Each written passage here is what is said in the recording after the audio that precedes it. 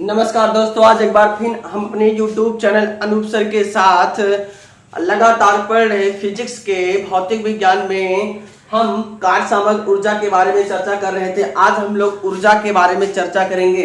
हम आपको बता दें, ऊर्जा को पढ़ने से पहले आप लोग वीडियो को ज्यादा से ज्यादा शेयर तथा लाइक और सब्सक्राइब जरूर करें। अब चलते हैं अपने टॉपिक पर। देखिए, हम लोग कल ऊर्जा कार्य के बारे में पढ़े थे। आज हम लोग ऊर्जा के बारे में पढ़ेंगे, जो एनर्जी होती है उसके बारे में पढ़ेंगे।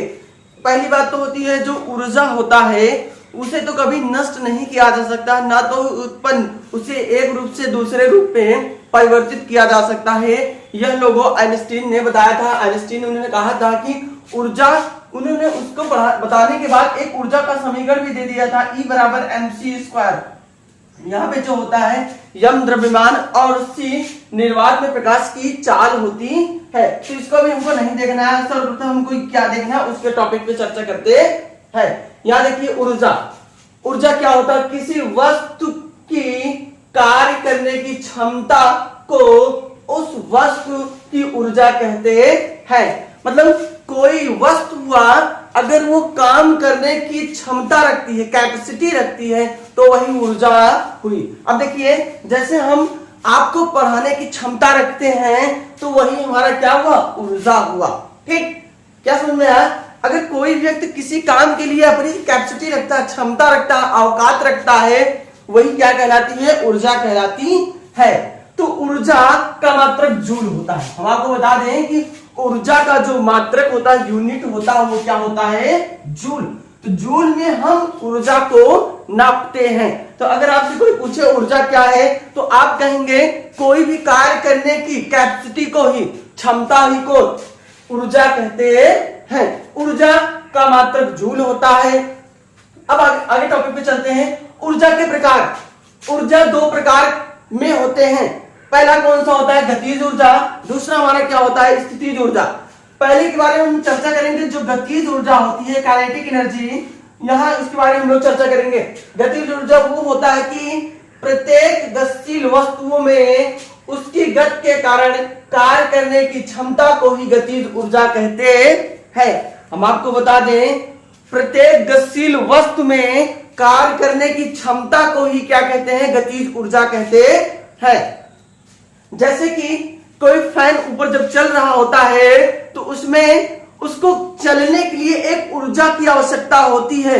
उसके चलने के लिए जो पत्तियां उसकी नाचती हैं, घूमती हैं, तो उसको घूमने के लिए क्या, किसकी आवश्यकता होती है? ऊर्जा की आवश्यकता होती है। तो उसी ऊर्जा को क्या कहते हैं? गतिज ऊर्जा कहते हैं। याद रखेंगे, फिर से देखेंगे, प्रत्येक गतिशील वस्तु में उसकी गति के कारण कार्य करने की क्षमता को ही गतिज ऊर्जा कहते हैं। अब यहाँ हम देखते हैं कि यहाँ से कोई कैसे इसका फॉर्मूला डिराइव किया जाता है, कैसे इसके फॉर्मूले को हम लोग तैयार करते हैं। चलिए देखते हैं, इसको हम इरेज कर देते हैं। आप वीडियो के एक बार शॉर्ट स्क्रीन ले लेंगे। ठीक, अब हम इसको इरेज करते हैं। यहाँ पे हम यहाँ तक इरेज कर देते हैं। अब आगे देखते हैं। यहाँ देखिए, गतिज ऊर्जा के प्रकार, यहाँ ऊर्जा के प्रकार आपका हेडिंग था। अब पहले गतिज ऊर्जा की बात आई। अब गतिज ऊर्जा का यहाँ पे फार्मूला देखिए। सर्वप्रथम हम यहाँ पे देखते हैं फार्मूले से। फार्मूला हम लोग क्या पढ़े? गति की दूसरी फार्मूले से, वहां से पढ़ेंगे F बराबर m में क्या होता है? m into a। अब ध्यान से देखेंगे तो यहां से हम पहले एक्सीलेटर का मान निकालते हैं, त्वरण का मान निकालेंगे। जब त्वरण का मान निकालेंगे, a बराबर क्या होगा? F अपान m। जी, इसको समीकरण 1 मान लेते हैं। ध्यान से देखिएगा, ये समीकरण 1, ये न्यूटन के गति का द्वितीय नियम है संवेग से। अब हम लोग गति के तृतीय समीकरण से, गति के तृतीय समीकरण से देखते हैं। तृतीय समीकरण क्या होता है? v² बराबर u² प्लस 2as। ध्यान से देखेंगे, v² बराबर u² प्लस 2as। अब देखिए, ये अंतिम वेग है, ये प्रारंभिक वेग, ये आपका 2a एक्सीलरेशन और विस्थापन। हम जानते हैं, जब कभी वेग की बात आती है, यहाँ पे जो स्टार्ट का प्रारंभिक वेग होगा वह 0 हो जाएगा। तो यहाँ क्या होगा? v² बराबर 0 प्लस 2a। यस, तो तो v स्क्वायर बराबर 2a। अब देखिए यहां से a का मान हम पढ़ चुके हैं, a बराबर f अपान m। अब आपको जहां a की वैल्यू दिखाई दे वहां वैल्यू रख देते हैं अगले समीकरण में। यहां क्या होगा, v स्क्वायर बराबर 2 f की वैल्यू क्या है भाई, f a की वैल्यू f अपान m इंटू यस। ठीक, अब देखिए यहां भाग इस साइड जाकर क्या होगा, अगले स्टेप में गुणा होगा। अब यहां पे करते हैं, यहां गुणा हो जाएगा आपका क्या, v square m equal to 2f।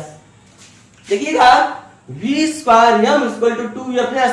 अब यहां पे गुणा है 2, इस साइड से क्या होगा, भाग हो जाएगा। क्या हो जाएगा, भाग हो जाएगा। तो हो जाएगा 1/2 m v स्क्वायर बराबर क्या हो जाएगा, f इंटू यस। ये जो f इंटू यस है, देखिए बल गुणे विस्थापन है, यही क्या कहलाता है, कार्य कहलाता है, वर्क W। जो यहाँ पे गतिज ऊर्जा को K के रूप में लिखा जाता है, तो यही हमारा फाइनली आंसर आ जाएगा। ये F into S equal to K के बराबर होता है, इसीलिए हमारा क्या होगा, K equal to m 1/2 m v square. तो फार्मूले को आप याद रख लेंगे, गतिज ऊर्जा बराबर क्या होता है, हाफ m v स्क्वायर। मतलब गतिज ऊर्जा बराबर हाफ द्रव्यमान गुणे चाल का वर्ग हो जाएगा। क्या हो जाएगा, चाल का वर्ग। ये आपका क्या हो गया, फार्मूला तैयार हो गया। ये किसका फार्मूला है, गतिज ऊर्जा का।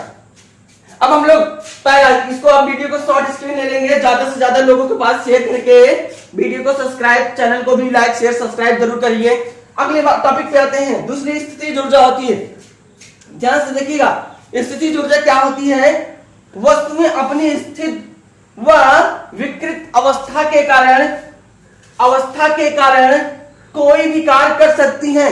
मतलब कोई वस्तु हो, उसकी अवस्था में विकृत या देखिएगा अपनी विकृत अवस्था के कारण उसमें फैलाव या कोई भी कार्य उत्पन्न कर दें, वही क्या कहलाता है, स्थितिज ऊर्जा। याद रखेंगे, अगर स्थितिज ऊर्जा जब कोई वस्तु रखी रहे या उसमें फैलाव हो या विकृत हो, सिकुड़न हो या प्रसार हो, ऐसी वस्तुओं में स्थिति के बदलाव को ही क्या कहते हैं, स्थितिज ऊर्जा। यहां का फॉर्मूला क्या होता है, U इक्वल टू mgh। याद रख लेंगे, स्थितिज ऊर्जा बराबर द्रव्यमान गुणे त्वरण, ये जो पृथ्वी पे लगता है त्वरण g और ऊंचाई h। याद रखेंगे। आप वीडियो को शॉर्ट स्क्रीन ले लेंगे। जहां भी नहीं समझ में आता आप हमें कमेंट बॉक्स में कमेंट करके जरूर बताइए। Thank you class. जय हिंद, जय भारत।